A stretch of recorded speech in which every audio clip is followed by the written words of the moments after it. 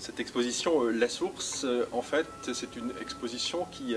présente non seulement les costumes de ce ballet. Ce ballet a été créé en 1866 à l'Opéra de Paris, dans l'Opéra de la rue de Lepelletier, non pas dans l'Opéra Garnier, et n'a été repris qu'en 1875, un seul acte pour l'inauguration justement de l'Opéra Garnier, et devant le président MacMahon, je crois, et le Shah d'Iran. Et puis grand sommeil, peu de gens avaient souvenir de ce spectacle, mais Jean-Guillaume Barre, que j'ai eu la chance et le plaisir d'habiller en tant que danseur étoile pour Joyaux en particulier il y a quelques années, avait le vœu, le souhait très secret quelque part, très personnel, de un jour être le chorégraphe d'une nouvelle production de cette source dont la musique est employée assez souvent pour des spectacles de danse. Donc ce qu'on a essayé de montrer pour cette exposition ici au CNCS de Moulins, c'est à la fois la jeunesse du projet, à la fois les quelques documents très rares qui restent du 19e siècle. On a quelques maquettes, on n'a pas de photos du tout,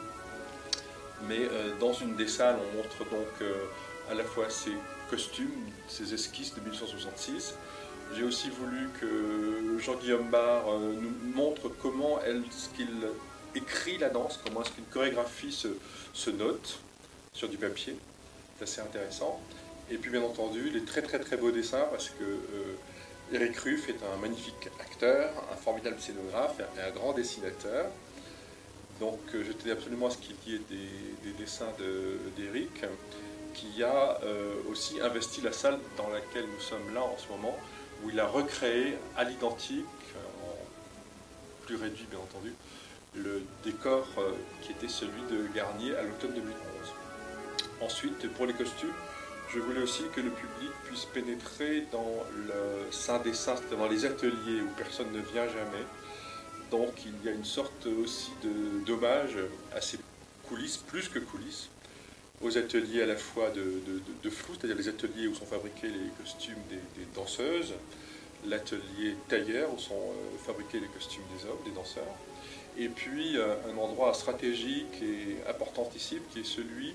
où se font à la fois les teintures, les peintures, tous ces procédés de couleurs sur les costumes, ainsi que tout le travail de bijouterie, puisque dans un ballet comme celui-là, on a utilisé beaucoup de diadèmes, d'autant plus que le sponsor du spectacle est Swarovski, le fabricant de cristal, de cristaux autrichien, qui nous a apporté une aide phénoménale avec des milliers et des milliers de petites pierres qui se retrouvent sur les costumes qui sont à côté de moi et beaucoup d'autres, puisque cette source implique l'idée de l'eau et d'une ambiance très mystérieuse, très magique, d'une source dans la forêt, une forêt que Éric a pensé à imaginer à partir du rideau de l'Opéra Garnier transformé en lambeaux, comme si on l'avait oublié pendant des siècles ou des millénaires dans une jungle.